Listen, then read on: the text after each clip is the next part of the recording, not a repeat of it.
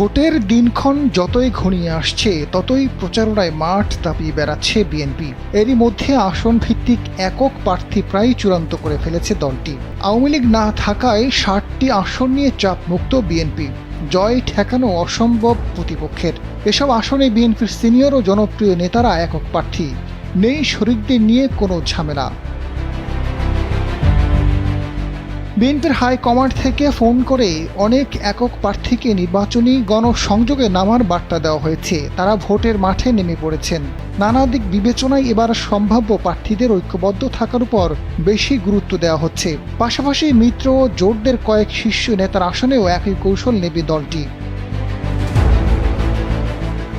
বিএনপির সূত্র জানিয়েছে, সিনিয়র ও জনপ্রিয় নেতাদের ৬০টি আসন নিয়ে চাপমুক্ত দল। এদের মধ্যে রয়েছেন ডক্টর খন্দকার মোশাররফ হোসেন কুমিল্লা ১, মির্জা ফখরুল ইসলাম আলমগীর ঠাকুরগাঁও ১, মির্জা আব্বাস ঢাকা ৮, গয়েশ্বর চন্দ্র রায় ঢাকা ৩, ডক্টর আব্দুল মঈন খান নরসিংদী ২, ইকবাল হাসান মাহমুদ টুকু সিরাজগঞ্জ ২, সালাউদ্দিন আহমেদ কক্সবাজার ১, মেজর অবসরপ্রাপ্ত হাফিজুদ্দিন আহমেদ ভোলা ৩, বরকতুল্লাহ বুলু নোয়াখালী ৩ এবং মোহাম্মদ শাহজাহান নোয়াখালী ৪।